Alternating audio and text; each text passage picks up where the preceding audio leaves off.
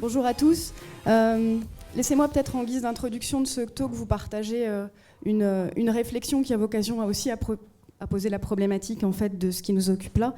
C'est qu'une des conséquences de l'accélération des transformations de l'entreprise et de leur marché, ou de son marché, c'est évidemment que pour les directions des ressources humaines et les directions de la formation, elles se voient contraintes finalement d'accélérer considérablement leur go-to-market vis-à-vis des métiers.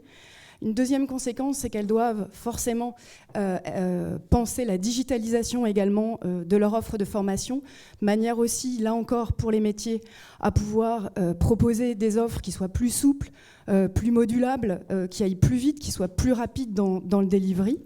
Et puis, forcément, elles doivent également repenser la manière dont elles pilotent le développement des compétences de leurs collaborateurs. Et par pilotage, ça veut dire être aussi en capacité de pouvoir réfléchir, proposer, piloter des indicateurs clairement identifiés en amont, mais également mesurables. Ce qui va de facto leur poser la question de quid du ROI de la formation. Et maintenant que cette problématique est posée, j'ai envie de dire merci Pierre d'avoir accepté au pied levé de participer à cette conversation et surtout, du coup, pour illustrer de manière concrète, toi, la réponse que tu as apportée à finalement cette problématique, au sein du groupe EDF, au départ, tu as lancé un programme qui s'appelle Formacteur. Quelle est la genèse, quel est le contexte de ce programme et finalement, il répond à quels objectifs ? Voilà, vaste programme. Bonjour à tous. Donc, moi, je suis déjà très content de participer à cet échange parce que c'est toujours profitable de voir un peu les réalisations qui se font dans les différentes entreprises sur un domaine qui est finalement intéressant aujourd'hui, la digitalisation, la formation, etc. Alors, pourquoi on a mis en place Formacteur ?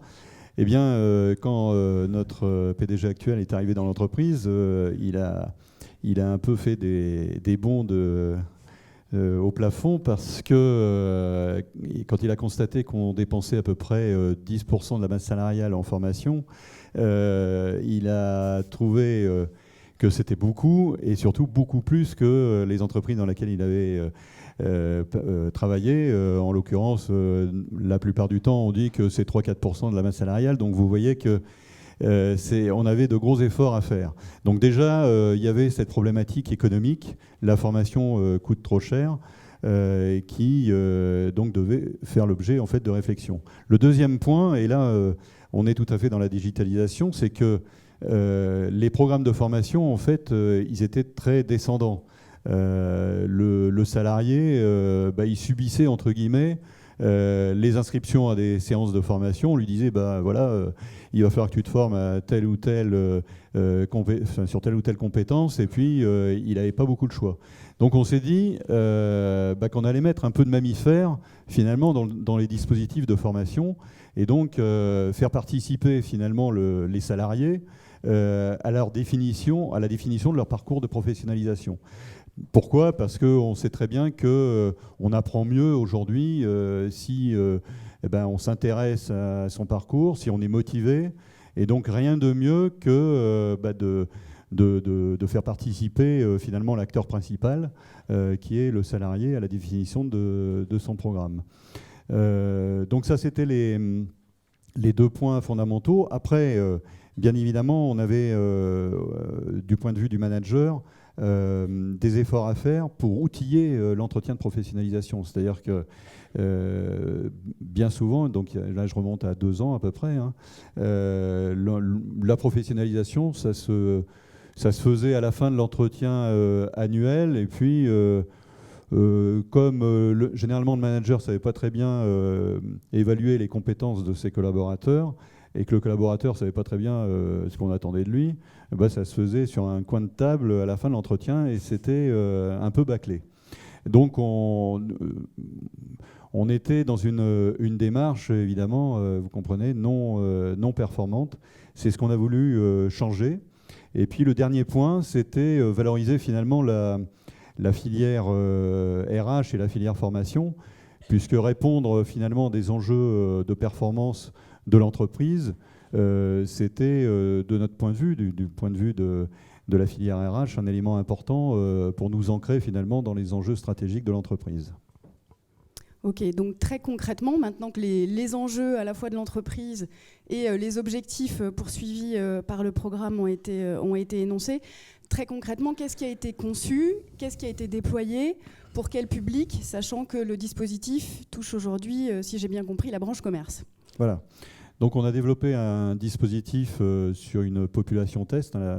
La direction commerce, c'est 12 000 personnes à peu près, 7 000 opérationnels entre les vendeurs et les conseillers clients. On a décidé en fait de réaliser un outil pour permettre en fait aux salariés de s'auto-diagnostiquer sur les compétences attendues. Donc on a travaillé assez longuement avec les formateurs, la filière RH, quelques managers sur la définition de questionnaires, de 3 questionnaires finalement sur les 3 composantes du savoir, hein, le savoir-faire et le savoir-être.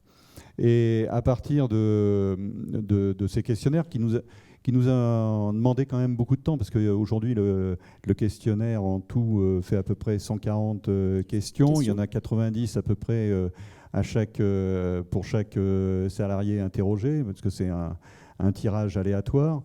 En fait, ça demandait beaucoup de travail, puisque les questions sont directement liées en fait à nos compétences et aux offres de formation qui existent aujourd'hui dans l'entreprise. Donc c'est pas un test, on va dire, aléatoire et puis standard. C'est vraiment ancré sur les compétences souhaitées par l'entreprise.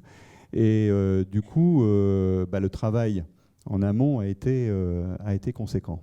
Alors comment concrètement après ça se passe peut-être, hein, eh bien le salarié va se connecter à un site internet et puis il réalise les 3 questionnaires dont je parlais. Donc c'est à peu près 1 heure, 1 heure et quart de temps passé. Ce qui peut paraître beaucoup, mais l'idée derrière, c'est bien évidemment d'éviter en fait d'envoyer les salariés à des formations dont ils n'auraient pas besoin. Donc l'idée aussi, c'est de passer un peu plus de temps pour évaluer, diagnostiquer les compétences réelles qui sont détenues, de manière à cibler beaucoup mieux finalement les formations auxquelles les gens vont assister. Donc une fois que les 3 diagnostics ont été réalisés, l'outil, puisqu'il s'agit d'un outil informatique, propose en fait une courbe de compétences détenues par le salarié qu'il visualise par rapport à une zone de confort. Alors cette zone de confort, elle a été travaillée en amont, métier par métier, pour expliquer finalement quels étaient les niveaux de compétences qu'on attendait sur chacune des compétences et sur chacun des métiers. Ce qui permet de tout de suite visualiser finalement comment je me situe par rapport à l'attendu de l'entreprise. Puis la deuxième fonction en fait de l'outil, c'est de permettre en fait de proposer aux salariés les compétences à travailler et donc les formations à suivre. Une fois que tout ça est réalisé, il le partage avec son manager. Donc là, c'est l'outillage de l'entretien de professionnalisation dont je parlais tout à l'heure. Et cet outillage permet, lors de l'échange de l'entretien de professionnalisation, de renforcer le professionnalisme, d'ailleurs, du manager par rapport à cet entretien, et puis de permettre un ciblage beaucoup plus efficace des formations à suivre. Et alors là, les collaborateurs, ils étaient obligés de partager avec leur manager? Est-ce qu'ils n'étaient pas obligés?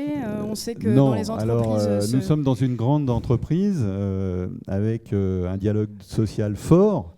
Donc, bien évidemment, il a fallu passer, si je puis dire, le dossier et présenter l'outil aux organisations syndicales, au CE de l'entreprise, qui devait finalement permettre après son déploiement.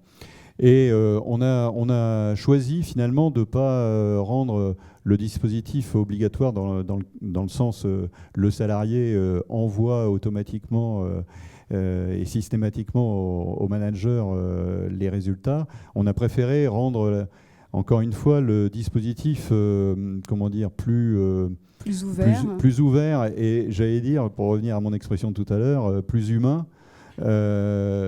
C'est un choix qui est fait. Le REX montre que finalement les salariés, dans une grande majorité, ont plutôt partagé en fait leurs résultats avec le manager. Et le manager, bien évidemment, était très satisfait de la manière dont l'entretien pouvait se dérouler de ce fait-là. D'accord. Et justement, tu commençais à évoquer les résultats.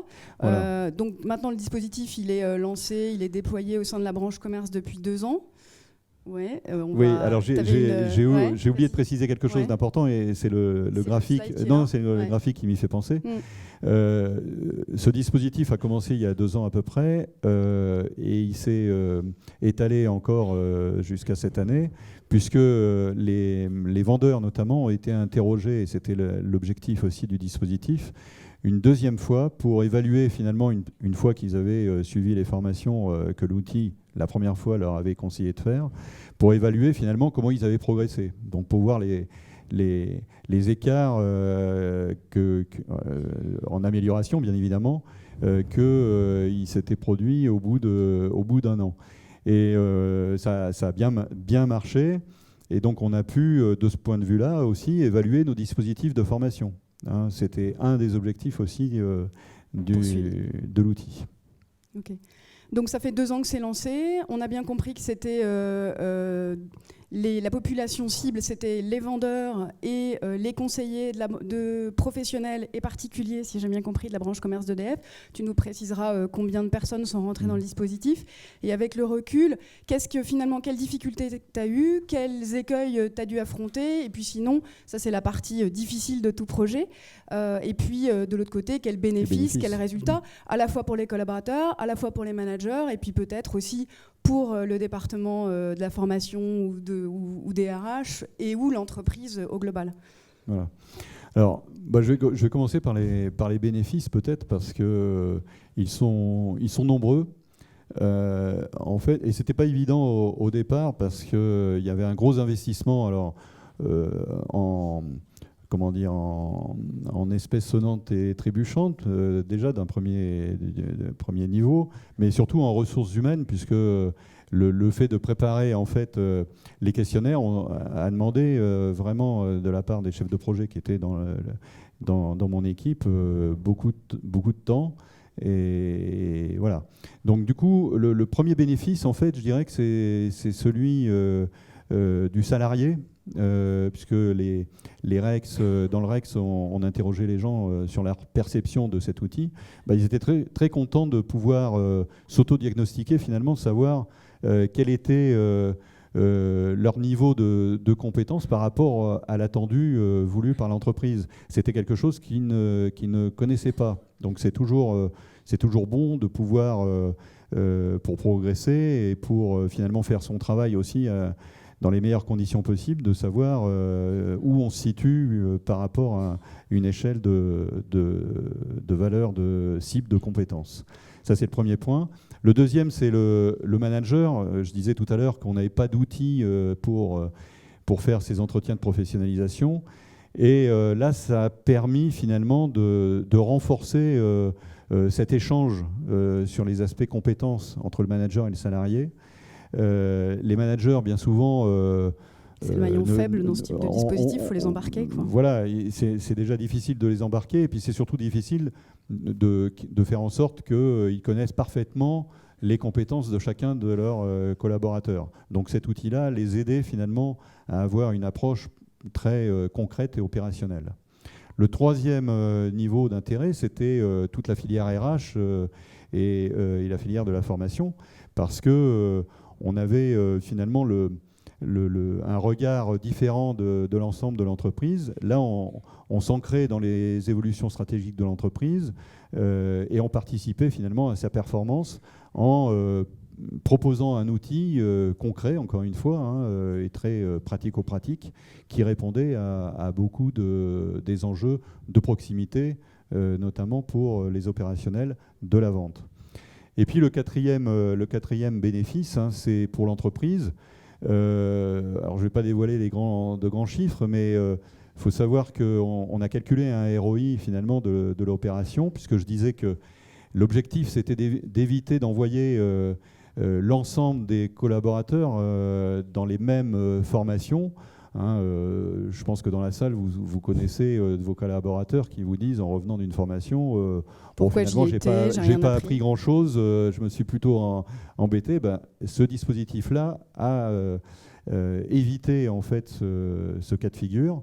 Et donc, globalement, il a rapporté 2,5 fois à peu près ce qu'il a coûté. Donc, ce qui est un bon résultat et ce qui concourt aujourd'hui à faire baisser finalement les coûts de la formation. Alors, il y a d'autres aspects finalement qui sont aussi parallèles à ce dispositif, comme les formations de plus en plus distancielles. Mais même là encore, je reviens à ce que je disais tout à l'heure et je fais le lien avec les exposés précédents. La digitalisation, c'est bien évidemment remettre finalement l'humain aussi au centre des dispositifs. C'est pas simplement faire des formations sur des tablettes ou des smartphones ou à distance. Et puis, alors, si on parle pas de points faibles, mais disons de difficultés rencontrées ou de mauvaises surprises. C'est un peu comme dans tous les dispositifs déployés par les ressources humaines en général, c'est que c'est assez compliqué d'embarquer l'ensemble de la ligne managériale parce que sur des dispositifs de formation, ils ne voient pas très bien immédiatement finalement ce que ça va leur rapporter. Les managers, surtout dans une direction commerce, ils sont très ancrés sur leurs objectifs très court terme. Et donc les formations qui visent à développer les compétences plutôt sur plusieurs mois, voire plusieurs années, c'est pas quelque chose qui parle. Donc c'est la difficulté. Du coup, je disais qu'il y avait, puisque maintenant on a déployé aussi le dispositif sur la relation client. Au départ, c'était que sur la vente. Donc, sur les 7000 personnes, pour l'instant, on est à peu près sur 2000 personnes qui ont été intégrées dans le dispositif, qui est finalement un bon résultat. Mais nous, on aurait espéré que ça se développe de manière beaucoup plus importante. Mais on est en train de réinterroger. Voilà, c'était mon dernier point, mais il faut qu'on aille très vite. Voilà. La next step, c'est l'évolution de ce dispositif. C'est en fait l'évolution du dispositif qui va être rendu beaucoup plus agile. C'est-à-dire qu'il y aura moins de temps de préparation pour faire évoluer l'outil en fonction des évolutions des compétences demandées. Et on va plutôt travailler sur des compétences transverses à tous les marchés, donc moins ciblées profil par profil. Puisque on a constaté que là où il y avait beaucoup d'écart, c'était sur des compétences de posture, que ce soit sur la relation client ou sur la vente. Donc c'était plutôt sur le savoir-être, on va dire, que les efforts devaient se concentrer. De savoir donc aujourd'hui, on pense plutôt à quelque chose de très transverse. Donc rendez-vous dans 2 ans, voilà, c'est exactement. Ça. Merci à tous, on a un petit peu débordé. Je te prie de m'excuser, Perle. Et je vous invite tous, puisqu'on est tous maintenant convaincus que pour rester performantes, les entreprises doivent renouveler leur manière de développer les compétences des collaborateurs, mais aussi les usages, mais aussi les modes de travail, mais aussi les modes de management. Je vous invite à lire le dernier baromètre Ipsos JUS Terwen sur la Digital Workplace, qui peut être aussi un bon point d'entrée, un bon point de réflexion pour vous.